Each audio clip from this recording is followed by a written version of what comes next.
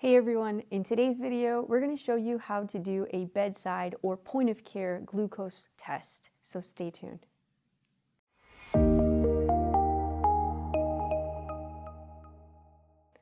So as a PA, whether you're in the clinic, the emergency room, or just educating your patients, it's really important that we know and understand how to do a bedside glucometer test, because these are the types of tests we might order when we're in the clinic or in the ER. And it's also tests that we're going to have to show our patients how to complete at home, especially if they're diabetic. So I'm going to walk you through how to set up the glucometer, how to calibrate the test strips, how to perform the actual procedure, and we'll take it step by step. So there are tons of different types of glucometers out there. You can buy them at Walmart, Walgreens, HEB, and all of them are going to work similarly but a little bit different. The one that we have here is the True Matrix Pro. It's through McKesson, and it says it's a professional monitoring blood glucose meter. And so let's take that out and take a look at it. One thing to note is no matter which glucometer you use, you have to buy the matching test strips. They have to go together so that the machine can read the blood glucose level. So what we have here is our little McKesson glucometer, and I've never used this one before.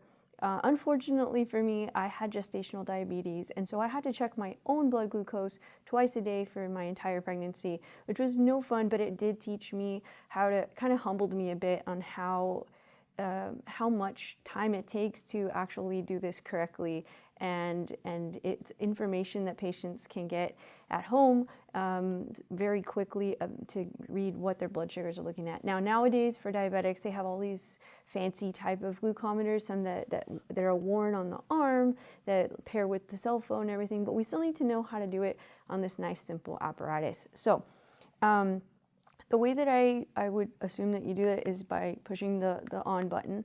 It powers on and then kind of gives us some blinking lines here. So if I was going to say that I would do something from here, then I would have to get a test strip, and I'm going to walk us through how to do that part shortly. All right, let's look at the equipment that we're going to need for this procedure. So first off, we are going to have our glucometer and our testing strip. Our testing strips are going to come in this little vial. So you'll see when we open this up, there's a lot of little testing strips in there. So we'll just need one of those. Okay. We'll also need alcohol prep pads, maybe some cotton and a bandage, and we'll need our lancet to make our puncture in the skin. We'll also need some non-sterile gloves to protect ourselves. All right, first let me show you how to prepare our glucometer. So we're going to turn it on. We'll see 3 dotted lines here. Then we're going to grab one of our test strips. So our test strips are going to be in these little vials here. And I'm going to place the end with the little computer chip into the glucometer down here. So I'm going to place it in there. The screen changes, and then it tells me I need blood. So it's going to show a little dot, a little test strip with a blinking drop of blood. And that means that it's ready to receive the blood. So I'm going to set this down, and then I'm going to show you how to get the blood. Now, as a PA, you're probably going to be doing this on a patient, and you would want to put gloves on if you're doing that. I'm going to do it on myself, and so I'm going to show you how to do that. So on the fingers, you want to find the side. You don't want to do it directly on the pad of the fingers because it hurts more, it's more sensitive. So I usually find the side of one of the pads to do, and I prefer the 4th digit. I think that one is the least painful. So I'm going to wipe it down gently with my alcohol swab. I'm not going to blow it, I'm not going to fan it, I'm going to let that dry.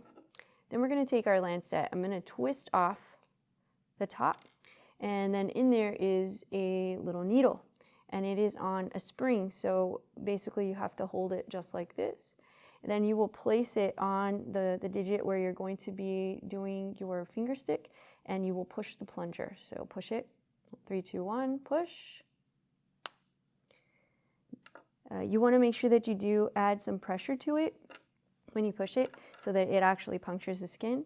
Once we get that little bit of blood out and on our finger, we will take our little test strip and we will just gently touch it on there until it sucks up the blood.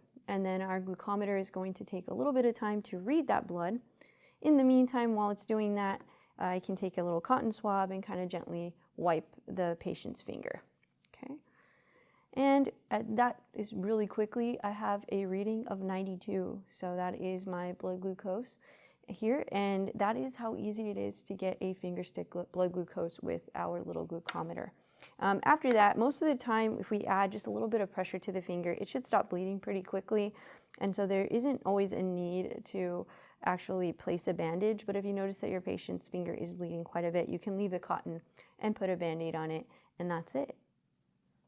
Once we're done and we've collected our sample, we want to make sure to dispose of all of our material. Now we have biohazard material, including this test strip here. You can see there's a little bit of blood on the back. So you want to record the reading of the glucose, and then you will take out, there's a little button here that'll help eject the strip. You'll push the button, you'll eject the strip, the screen then turns blank, and this and all of the rest of your equipment will be disposed of. This will go in the sharps container, and this will go in the biohazard since it has a little bit of blood on it. Other than that, it's a pretty simple procedure to do, and it's really important that we know what we're doing. All right, so I hope you found this video helpful. If you have any questions or comments, please be sure to do those down below, and if not, we'll see you in the next video.